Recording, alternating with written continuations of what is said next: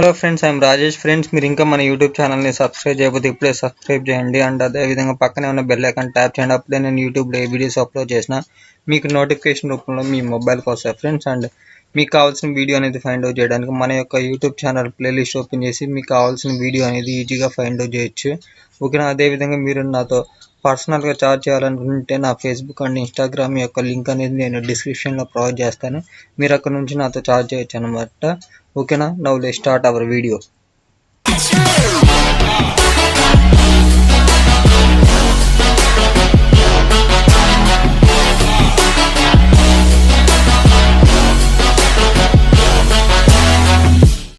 Hello friends, I'm Rajesh. Friends, ఈరోజు మనం degree first semester సంబంధించిన accounts unit number 4 bank reconciliation statement సంబంధించిన problem number 3 and problem number 4 explain చేద్దామని ఈరోజు ఈ వీడియో చేస్తున్నా ఫ్రెండ్స్. ఆల్రెడీ నేను నిన్నటి క్లాసులో problem number 1 and problem number 2 కూడా చెప్పాను. ఇన్ కేస్ మీరు ప్రీవియస్ వీడియో చూడకపోతే ఆ వీడియోస్ యొక్క లింక్ అనేది నేను డిస్క్రిప్షన్లో ప్రొవైడ్ చేస్తాను. మీరు అక్కడ నుంచి చూడొచ్చు. అండ్ అదేవిధంగా previous unit number 2, unit number 1, unit number 3కి సంబంధించిన ప్రాబ్లమ్స్ యొక్క లింక్ కూడా నేను డిస్క్రిప్షన్లో ప్రొవైడ్ చేశాను అనమాట. మీరు అక్కడ నుంచి చూడొచ్చు.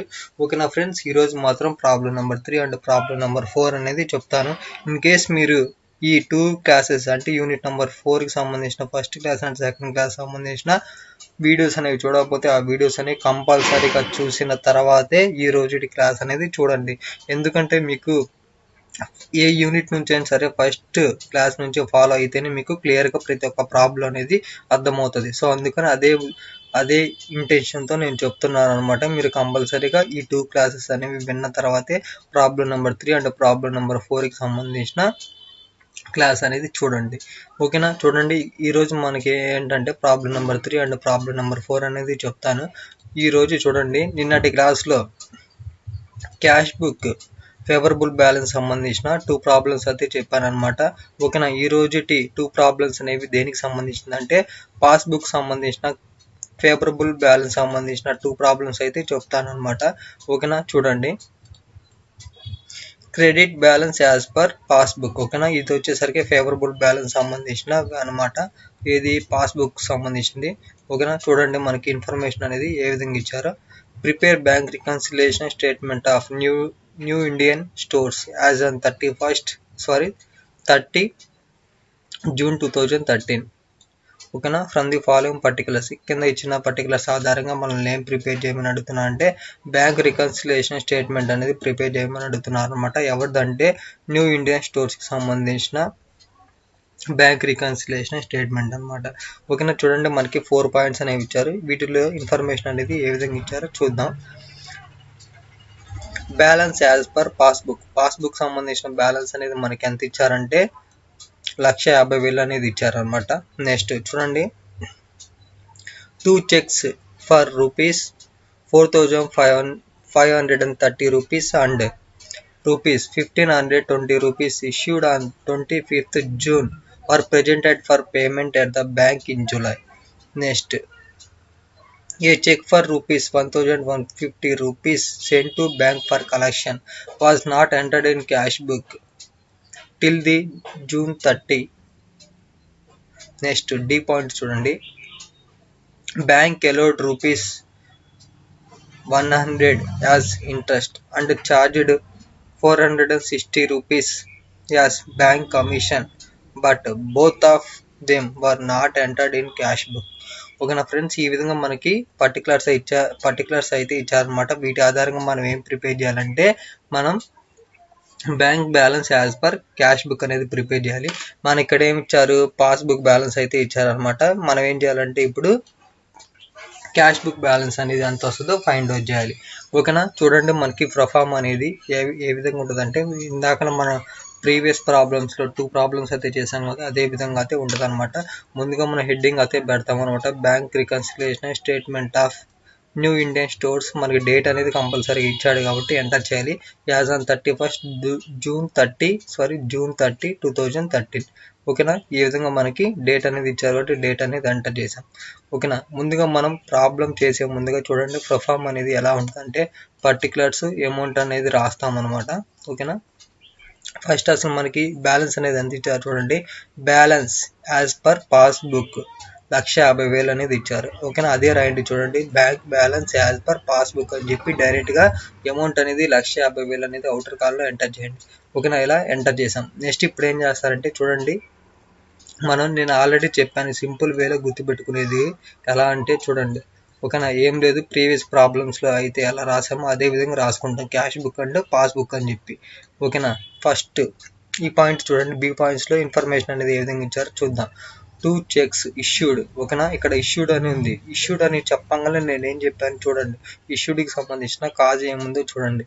ఓకేనా, ఇది ఉంది. ఓకేనా, క్యాష్ బుక్ అయితే చూడండి, క్యాష్ బుక్ అయితే మనం లెస్ చేస్తాం, అదే పాస్బుక్ అయితే యాడ్ చేస్తాం అనమాట.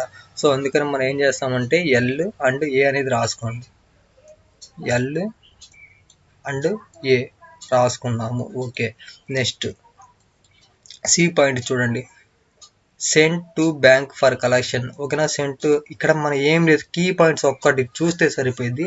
ఆ ఒక్క కీ పాయింట్ ఆధారంగా మనకి కాజ్ ఏముందో చూడండి.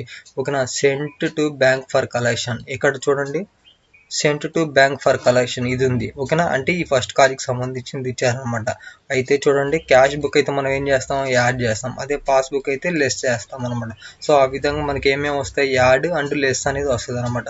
సో అందుకని ఏ అండ్ ఎల్ అనేది రాసుకుంటాం అనమాట, ఏ అండ్ ఎల్ అనేది రాసుకుంటాం. నెక్స్ట్ ఇక్కడ చూడండి, డి పాయింట్లో చూడండి, బ్యాంక్ ఎలోడ్ ఇంట్రెస్ట్. ఓకే, ఇక్కడ ఇంట్రెస్ట్ వచ్చేసరికి మనకి ఎంత ఇచ్చారు, 100 రూపాయలు అని ఇచ్చారనమాట. ఇంట్రెస్ట్కి సంబంధించింది చూడండి, ఇంట్రెస్ట్. ఓకే, ఇదిగోండి ఇక్కడ ఉంది, ఇంట్రెస్ట్ అనేది ఇక్కడ ఉందన్నమాట. ఇది దేనికి సంబంధించింది అంటే ఎక్స్పెన్సెస్ సంబంధించింది అనమాట. ఓకేనా, ఇది ఎక్స్పెన్సెస్ సంబంధించింది కాబట్టి ఇది మనం తీసుకోకూడదు. ఓకేనా, ఇక్కడ ఉంది చూడండి, ఇంట్రెస్ట్ ఆన్ ఇన్వెస్ట్మెంట్ అని. ఓకేనా, ఇది తీసుకుంటాం అనమాట. ఎందుకంటే ఇవి ఇక్కడ ఉన్న ఈ ఇంట్రెస్ట్ అనేది మనకి క్యాష్ బుక్లో రిసిప్ట్స్ వైపు రాసుకుంటాం అనమాట. సో అందుకని ఇక్కడ ఉన్న ఈ ఇంట్రెస్ట్కి సంబంధించింది తీసుకుంటాం అనమాట. చూడండి, క్యాష్ బుక్ అయినప్పుడు మనం లిస్ట్ చేస్తాము, అదే పాస్బుక్ అయినప్పుడు మనం ఏం చేస్తామంటే యాడ్ చేస్తాం అనమాట. సో ఆ విధంగా మనకి ఏమేమి వస్తాయి, లెస్ అండ్ యాడ్ అనేది వస్తుంది అనమాట. ఏం లేదు ఫ్రెండ్స్, ఇది వచ్చేసరికి ఎక్స్పెన్సెస్ అనమాట, ఇది వచ్చేసరికి మనకి ఇన్కమ్ అనమాట. ఓకేనా, సో అందుకని ఆ ఒక్క పాయింట్ అనేది గుర్తుపెట్టుకోండి, ఇక్కడ ఇంట్రెస్ట్ ఉంది, ఇక్కడ ఇంట్రెస్ట్ ఉంది, మీరు కన్ఫ్యూజ్ అవ్వద్దు. ఓకేనా, మీరు క్లియర్గా బ్యాంక్ ఇక్కడ ఇచ్చిన ఇన్ఫర్మేషన్ అనేది చదవండి. ఓకేనా, బ్యాంక్ ఎలోడ్, బ్యాంక్ అనేది ఎలో చేస్తుంది అనమాట. అంటే ఇది దీనికి సంబంధించింది అనమాట, అంటే ఇంట్రెస్ట్ అనేది రిసిప్ట్స్ సైడ్కి సంబంధించింది. సో అందుకని మనం ఏం చేస్తామంటే క్యాష్ బుక్లో వచ్చేసరికి లెస్ చేస్తాం అండ్ పాస్బుక్ వచ్చేసరికి యాడ్ చేస్తాం అనమాట. సో ఆ విధంగా మనం ఏం తీసుకుంటాం, ఎల్ అండ్ ఏ తీసుకుంటాం అనమాట, ఎల్ అండ్ ఏ అయితే రాసుకుంటాం అనమాట. నెక్స్ట్ ఇక్కడ చూడండి, చార్జ్డ్ 460 రూపీస్ బ్యాంక్ కమిషన్. ఓకేనా, ఇక్కడ చూడండి మనకి బ్యాంక్ అనేది ఛార్జ్ చేసింది అనమాట. ఛార్జ్ చేసినప్పుడు మనం ఎలా తీసుకుంటాం చూడండి, బ్యాంక్ ఛార్జెస్ అని ఉంది కదా. ఓకేనా, ఇవి ఏంటంటే మనకి ఇచ్చిన ఈ 460 అనేది బ్యాంక్ సంబంధించిన ఛార్జెస్ అనమాట. సో అందుకని మనం ఎలా తీసుకుంటామంటే క్యాష్ బుక్ అయితే మనం ఏం చేస్తాం, యాడ్ చేస్తాం, అదే పాస్బుక్ అయితే మనం ఏం చేస్తాం, లెస్ చేస్తాం అనమాట. సో ఆ విధంగా యాడ్ అండ్ లెస్ అనేది తీసుకుంటాం అనమాట. చూడండి, యాడ్ అండ్ లెస్ అనేది రాసుకోండి, యాడ్ అండ్ లెస్. ఓకేనా, ఈ విధంగా మన ఖాతా సింపుల్ వేలో టేబుల్ అయితే వచ్చింది. ఈ టేబుల్ ఆధారంగా మనం ఏం చేస్తామంటే ప్రాబ్లం అయితే చేస్తాం. ఓకేనా, ఇక్కడ మనకి ఏమి ఇచ్చారు, పాస్బుక్ అయితే ఇచ్చారనమాట. ఇప్పుడు పాస్బుక్ ఇచ్చారు కాబట్టి మనం ఏం చేయాలి, క్యాష్ బుక్ సంబంధించిన బ్యాలెన్స్ అనేది ఫైండ్ అవుట్ చేయాలి. క్యాష్ బుక్ సంబంధించిన బ్యాలెన్స్ ఫైండ్ అవుట్ చేయాలి కాబట్టి మనం ఇప్పుడు ఏం తీసుకుంటాం, ఇవి తీసుకుంటాం అనమాట, ఈ 4 అనేది తీసుకుంటాం. ఓకేనా, చూడండి, ఫస్ట్ మనకి ఏముంది, 2 చెక్స్ ఉన్నాయి అనమాట. ఏమేమి ఉన్నాయి, 4,000 అంతే, 4,530 రూపాయలది అండ్ 1,520 రూపాయల 2 చెక్స్ అయితే ఉన్నాయి అనమాట. ఓకేనా, వాటిని మనం ఎక్కడ పోస్టింగ్ చేయాలి, లెస్ అంటే లెస్ దాంట్లో ఎంటర్ చేయాలన్నమాట. చూడండి, డైరెక్ట్గా ఇక్కడ నేను ఆల్రెడీ చెప్పాను, ఇక్కడ యాడ్ అండ్ లెస్ అనేది రాసుకుంటామని. ఓకేనా, ఇక్కడ మనకి ఈ బి పాయింట్ అనేది దేనికి సంబంధించింది, ఇక్కడ లెస్ అని ఉంది. సో అందుకని లెస్ దాంట్లో రాసుకుంటాం అనమాట.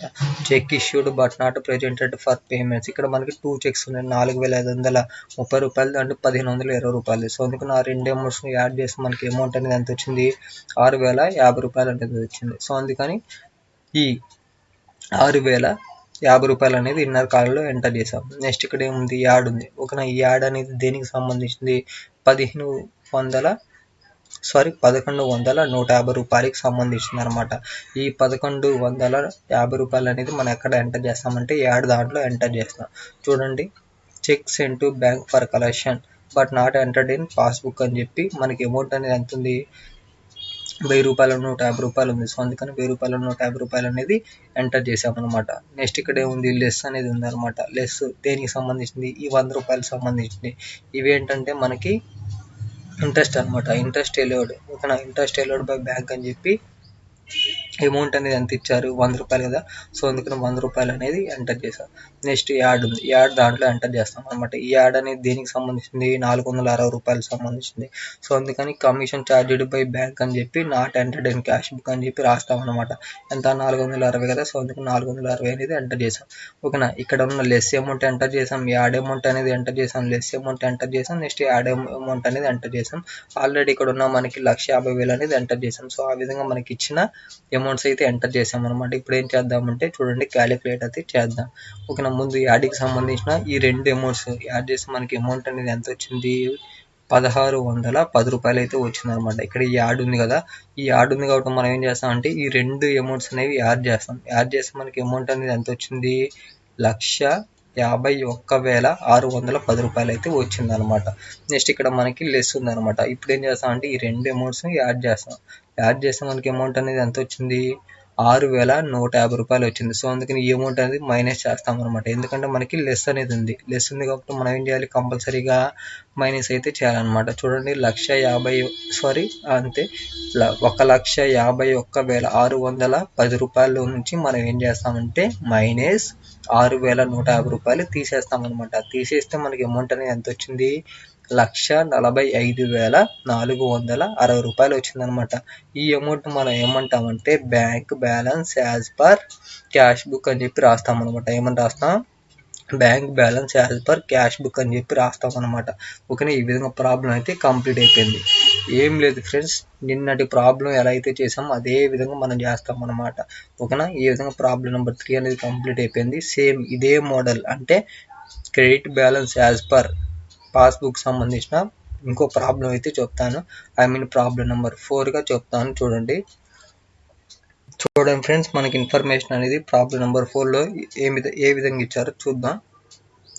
30 April 2013 పాస్బుక్ ఆఫ్ మిసెస్ పోసినా brothers showed the credit balance of ₹45,000. Friends ఇక్కడ చూడండి, మనకి క్రెడిట్ బ్యాలెన్స్, ఓకేనా, యాజ్ పర్ పాస్బుక్, ఓకేనా. అంటే ఇది ఫేవరబుల్ బ్యాలెన్స్ సంబంధించిన అర్థం అనమాట, ఓకేనా. చూడండి, మనకి పర్టికులర్స్ అనేవి ఏ విధంగా ఇచ్చారో చూద్దాం. Checks amounting to ₹10,500 were deposited into bank, but only check of 4,500 were cleared up to 30 April. Next second point చూడండి, cheques amounting to ₹15,000 were issued, but checks worth 5,100 not been presented for payment in bank up to 30 April. Next, C point. In the passbook, there was a credit of ₹300 for interest on investment and debit of ₹75 for bank charges. ఓకేనా friends, ఈ విధంగా మనకి amounts అయితే ఇచ్చారు. వీటి ఆధారంగా మనం ఏం చేయాలంటే క్యాష్ బ్యాలెన్స్ అనేది ఫైండ్ అవుట్ చేయాలన్నమాట. క్యాష్ బుక్ సంబంధించిన బ్యాలెన్స్ అయితే ప్రిపేర్ చేయాలి. చూడండి, ఓకేనా. ముందుగా మనం ప్రొఫార్మ్ అయితే రాసుకుందాం, ఓకేనా. ప్రొఫార్మ్ వచ్చేసరికి పర్టికులర్స్ అమౌంట్ రూపీస్, ఓకేనా. ఈ విధంగా రాస్తాం. హెడ్డింగ్ వచ్చేసరికి బ్యాంక్ రికన్సిలేషన్ స్టేట్మెంట్. ఎవరి పేరు ఇచ్చారు, మిసెస్ పోసిని బ్రదర్స్ అనేది ఇచ్చారనమాట. సో అందుకని వారి నేమ్ అయితే ఎంటర్ చేసాం. యాజ్ ఆన్ 30 April 2013 అయితే ఎంటర్ చేసాం అనమాట, ఓకేనా. చూడండి, మనకి అమౌంట్ అనేది ఎంత ఇచ్చారు, bank balance as per passbook వచ్చేసరికి 45,000 అయితే ఇచ్చారు. సో అదే అమౌంట్ అనేది డైరెక్ట్గా ఎంటర్ చేయండి. Bank balance as per passbook అని చెప్పి డైరెక్ట్గా అవుటర్ కాలంలో 45,000 అనేది ఇచ్చారు కాబట్టి 45,000 అనేది ఎంటర్ చేసాం, ఓకేనా. ఇప్పుడు ఏం చేస్తామంటే యాజ్ ప్రీవియస్ ప్రాబ్లం లాగానే రాసుకోండి, క్యాష్ బుక్ అండ్ పాస్బుక్ అని రాసుకుందాం అనమాట. నెక్స్ట్ చూడండి, చెక్స్ అమౌంటింగ్ ₹10,500 ఫర్ డిపాజిటెడ్, ఓకేనా. డిపాజిట్ అని ఇచ్చాడంటే ఇది దేనికి సంబంధించింది అయితే ఫస్ట్ కాజుకి సంబంధించిందేనా అయి ఉండొచ్చు, లేకపోతే ఫోర్త్ కాజీకి సంబంధించిందైనా మనం తీసుకోవచ్చు అనమాట. అంటే క్యాష్ బుక్ వచ్చేసరికి ఏం చేస్తాం, యాడ్ చేస్తాం. అదే పాస్బుక్ అయితే లెస్ చేస్తాం. సేమ్ ఇక్కడ కూడా అంతే ఉంది చూడండి. క్యాష్ బుక్ అయితే ఏం చేస్తాం, యాడ్ చేస్తాం. నెక్స్ట్ అదే పాస్బుక్ అయితే మనం ఏం చేస్తాం, లెస్ చేస్తాం. సో ఆ విధంగా ఎలా రాసుకుంటాం, యాడ్ అండ్ లెస్గా రాసుకుంటాం అనమాట. అంటే ఏ అండ్ ఎల్గా రాసుకుంటాం అనమాట. నెక్స్ట్ ఇక్కడ చూడండి, చెక్స్ అమౌంటింగ్ ₹15,000 ఇష్యూడ్. ఓకేనా, ఇక్కడ ఇష్యూడ్ అని ఉంది. ఇష్యూడ్ అంటే ఇక్కడ మనకి తెలుసు ఏ కాజీకి సంబంధించింది, సెకండ్ కాజీకి సంబంధించింది అనమాట. అంటే క్యాష్ బుక్ అయితే మనం ఎలా తీసుకుంటాం, లెస్. అదే పాస్ బుక్ అయితే మనం ఏం తీసుకుంటాం, యాడ్ అని తీసుకుంటాం అనమాట. సో ఆ విధంగా ఎల్ అండ్ ఏ అనేది రాసుకుంటాం అనమాట. L and A. ఓకేనా. నెక్స్ట్ సి పాయింట్ చూడండి, in passbook there was a credit. ఓకేనా, ఇంట్రెస్ట్ ఆన్ ఇన్వెస్ట్మెంట్. ఓకేనా, ఇక్కడ ఇంట్రెస్ట్ ఆన్ ఇన్వెస్ట్మెంట్ అనేది ఉంది. ఆల్రెడీ మనకి డైరెక్ట్గానే ఉంది అనమాట. ఇంట్రెస్ట్ ఆన్ ఇన్వెస్ట్మెంట్ అని మనకి ఏ కాజు, సెవెంత్ కాజులో ఉంది. అంటే క్యాష్ బుక్ అయితే మనం ఎలా తీసుకుంటాం, లెస్. నెక్స్ట్ అదే పాస్బుక్ అయితే యాడ్ అని రాసుకుంటాం అనమాట. సో ఆ విధంగా ఎల్ అండ్ ఏ అనేది రాసుకుంటాం అనమాట. L and A.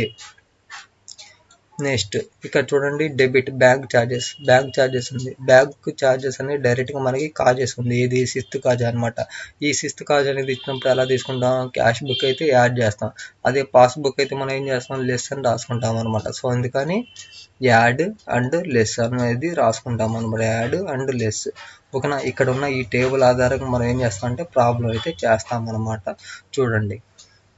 ఓకేనా, ఇక్కడ మనకి ఏమి ఇచ్చారు, పాస్బుక్ సంబంధించింది ఇచ్చారు. సో అందుకని పాస్బుక్ ఇచ్చారు కాబట్టి మనం ఎలా తీసుకుంటాం, పాస్బుక్ ఆపోజిట్ ఉంటుంది, క్యాష్ బుక్ ఉంటుంది. సో అందుకని క్యాష్ బుక్ సంబంధించి ఇప్పుడైతే తీసుకుంటాం అనమాట. అంటే ఈ 4 తీసుకుంటాం అనమాట. చూడండి. ఓకేనా, ఫస్ట్ ఏముంది, యాడ్ ఉంది అనమాట. యాడ్ ఉంది కాబట్టి మనం ఏం చేయాలి, ఆ యాడ్ అనే కాలంలో ఎంటర్ చేయాలన్నమాట. ఓకేనా, ఇక్కడ యాడ్కి సంబంధించింది. నెక్స్ట్ ఇక్కడ వచ్చేసరికి లెస్కి సంబంధించినవి అయితే ఉంటాయి అనమాట. చూడండి, యాడ్. ఓకేనా, ఇక్కడ మనకి చూడండి అమౌంట్స్ అనేవి ఏ విధంగా ఇచ్చారంటే చూడండి, మనకి 10,500కి సంబంధించిన చెక్ అనేది డిపాజిట్ చేశారు. ఓకేనా, ఈ 10,500 రూపాయల్లో ఓన్లీ 4,500కి సంబంధించిన చెక్ మాత్రమే క్లియర్ అయింది. అంటే దీని యొక్క మీనింగ్ ఏంటంటే చూడండి, 10,500లో నుంచి మైనస్ 4,500 తీసేస్తాం. 4,500 అనేది ఎందుకు తీసేస్తున్నాం, ఆల్రెడీ 4,500 అనే చెక్ అనేది క్లియర్ అయిపోయింది. ఓకేనా, ఇప్పుడు మనం ఓన్లీ తీసుకోవాల్సింది ఏంటంటే క్లియర్ కానివి మాత్రమే తీసుకోవాలన్నమాట. ఓకేనా, క్లియర్ కానివి ఇంకా ఏముంటాయి, 5,000, ఇక్కడ 6,000 అనేది ఉంటుంది అనమాట. చూడండి, టోటల్గా మనకి 10,500 రూపాయలకి సంబంధించింది అనమాట. ఈ 10,500లో మనకి 4,500 రూపాయలు అనేది చెక్ క్లియర్ అయిపోయింది. ఇంకా క్లియర్ కాని అమౌంట్ యొక్క వాల్యూ అనేది ఎంత, 6,000. ఓకేనా, ఇప్పుడు ఏం చేస్తామంటే ఈ 6,000 మాత్రమే చూపిస్తాం అనమాట యాడ్ కాలంలో. సో అందుకని యాడ్లో వచ్చేసరికి 6,000 అనేది ఎంటర్ చేసాం. ఓకేనా, చూడండి, cheque deposited but not cleared. ఓకేనా, టోటల్గా మనకి 10,500 సంబంధించింది. దాంట్లో 4,500 అనేది క్లియర్ అయిపోయింది. ఇంకా రిమైనింగ్ అమౌంట్ అనేది ఎంత ఉంటుంది, 6,000. 6,000 అనేది క్లియర్ అవ్వలేదు అనమాట. సో అందుకని క్లియర్ అవ్వలేని అమౌంట్ మాత్రమే 6,000 అనేది తీసుకున్నాం అనమాట. ఓకేనా, నెక్స్ట్ ఏముంది, లెస్ అనేది ఉంది. చూడండి, లెస్. ఓకేనా, అమౌంటింగ్.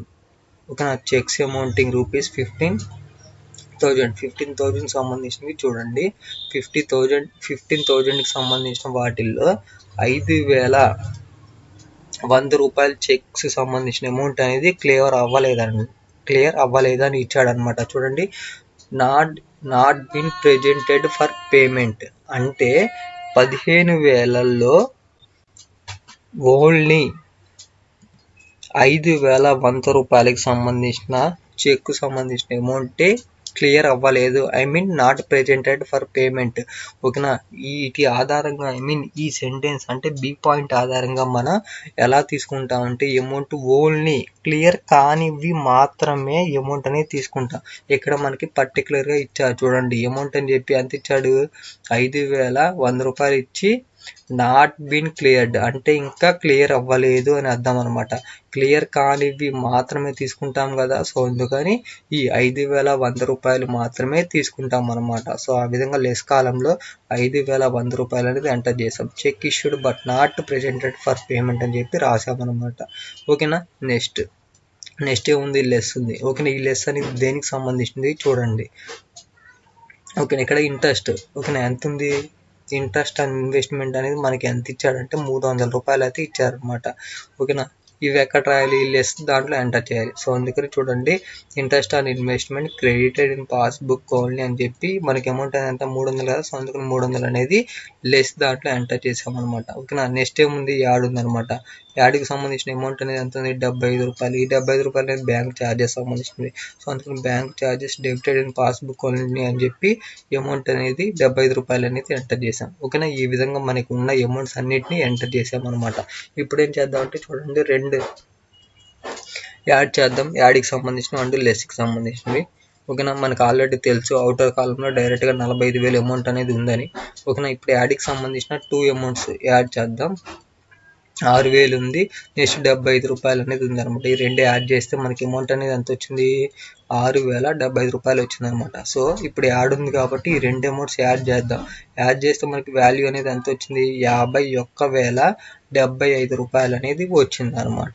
ఓకేనా. ఇప్పుడు ఏం చేస్తాం, ఈ లెస్ ఉంది, ఈ లెస్కి సంబంధించిన 2 అమౌంట్స్ అనేవి యాడ్ చేస్తాం. యాడ్ చేస్తే మనకి అమౌంట్ అనేది ఎంత వచ్చింది, 5,400 వచ్చింది అనమాట. ఈ 5,400 అమౌంట్ అనేది ఏం చేస్తాం, మైనస్ చేస్తాం.